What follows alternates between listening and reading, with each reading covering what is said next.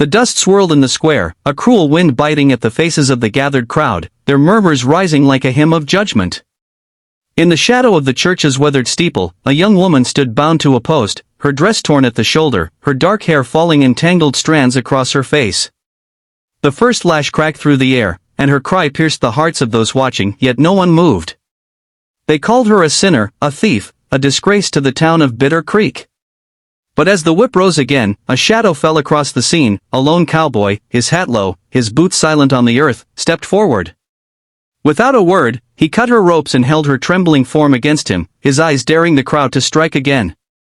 That moment, frozen in time, would change Bitter Creek forever, and it began with a woman named Clara, whose only crime was daring to survive. Clara hadn't always been the outcast.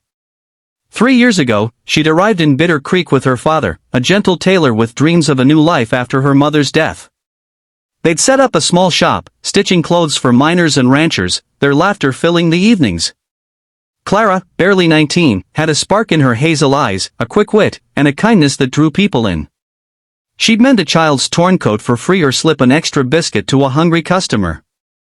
The townsfolk loved her until the fever came. It swept through Bitter Creek like wildfire, claiming her father among dozens. Clara buried him behind their shop, her hands blistered from digging, her heart hollowed out. The shop closed, the laughter died, and the town's warmth turned cold. Without kin, without money, Clara became a ghost in their eyes, scavenging for work, her pride eroding with every slammed door. Desperation breeds choices no one plans to make. One winter night, starving and shivering, Clara slipped into the general store after dark. She took only a loaf of bread and a tin of beans, promising herself she'd repay it when she could. But the storekeeper, Amos Reed, caught her scent like a bloodhound. He dragged her before the church elders, branding her a thief, a stain on their godly town. Amos, a man whose wealth came from high prices and low mercy, saw Clara's fall as a chance to flex his power. The elders, swayed by his donations and his venom, agreed to a public whipping, 10 lashes to cleanse her soul. Clara, too broken to argue, stood silent as they tied her hands, her eyes fixed on the church's cross, wondering where God had gone. The crowd gathered that morning, some eager, some uneasy. Children clung to their mothers' skirts, men muttered about justice. Widow May, who'd once praised Clara's needlework, stood at the back, her lips trembling but her feet rooted. The first lash fell, and Clara's knees buckled, her cry raw and shattering. Amos wielded the whip himself, his face twisted with righteous glee. The second lash tore her dress, blood blooming on her back. The crowd's murmurs faded, replaced by a heavy silence, guilt creeping into their hearts. Yet fear of Amos, fear of being seen as soft on sin, kept them still. By the fourth lash, Clara's sobs had quieted, her body slumping against the post, her spirit fraying. Then came the stranger. No one knew his name, though some had seen him ride into town days before, a tall figure in a worn duster, his face shadowed by a black hat. He'd kept to himself, camping outside Bitter Creek, his gray horse tethered by a dry creek bed. Folks whispered he was a drifter, maybe a bounty hunter, his silence unnerving in a town that thrived on gossip. But as the fifth lash rose, his boots crunched across the square. The crowd parted, their eyes wide. Amos froze, the whip dangling. The cowboy's gaze, sharp as flint, met Amos's, and without a word, he drew a knife from his belt. In one swift motion, he cut Clara's ropes, catching her as she fell. He held her close, her blood staining his coat, his arms steady as stone. The crowd gasped, but his stare silenced them. Even Amos, for all his bluster, stepped back, the whip slipping from his hand. Clara's world was pain and haze, but she felt the cowboy's warmth, his heartbeat against her cheek. She didn't know why he'd saved her, only that his silence spoke louder than the crowd's accusations. He carried her to his horse, ignoring the elders' shouts, and rode out of town, the church steeple shrinking behind them. At his camp, he tended her wounds with care, his hands gentle, his face unreadable. Clara, too weak to speak, watched him boil water and tear his own shirt for bandages.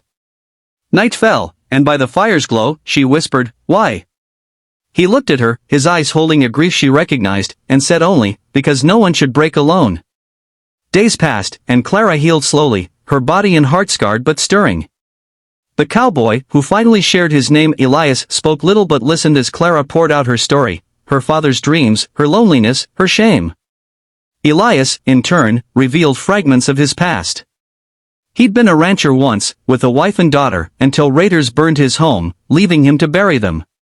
He'd wandered since, haunted by their faces, helping where he could, as if saving others might save him. Clara saw her own pain in him, and something grew between them, not love, not yet, but a quiet understanding, a shared defiance against a world that crushed the vulnerable. Bitter Creek, meanwhile, simmered with unrest. Widow May, shaken by Clara's whipping, began speaking out, her voice trembling but firm. She reminded the townsfolk of Clara's kindness, of their own complicity in her suffering. Others joined her, miners who'd eaten her biscuits, mothers who'd worn her stitches. Amos, sensing his grip weaken, doubled down, preaching fire and brimstone, but cracks formed in his power. The elders, shamed by their silence, began to question his sway. When word spread that Clara was alive, cared for by the silent cowboy, the town faced a reckoning. Would they cling to judgment or seek redemption? Clara and Elias knew returning was a risk, but Clara couldn't run forever. She wanted to face Bitter Creek, not as a sinner, but as a survivor. Elias, though wary, rode beside her, his hand on his revolver, his faith in her stronger than his fear. They arrived at dusk, the square empty but for Widow May and a few others, their faces lit with hope. Clara spoke, her voice steady despite her scars, telling her truth, her hunger, her mistake, her humanity. She didn't beg for forgiveness but offered it, her words piercing the crowd that gathered. Amos stormed forward, shouting accusations, but the townsfolk turned away, their silence louder than his rage. Widow May embraced Clara, tears falling, and others followed, their apologies soft but sincere. Amos, humiliated, left Bitter Creek that night, his wealth meaningless without his control. The elders stepped down, and the church opened its doors to all, its cross no longer a symbol of punishment but of mercy. Clara rebuilt her shop, stitching not just clothes but a community frayed by fear. Elias stayed, his camp now a cabin beside Clara's, their bond deepening into love forged by shared scars. The town, though imperfect, began to heal, its people learning that justice without compassion is just cruelty in disguise. Years later, Bitter Creek told the story of the whipping, not with pride but with reverence for the woman who endured and the cowboy who held her without words. Clara and Elias, graying but strong, watched their children play in the square, the church steeple standing tall, its shadow no longer heavy.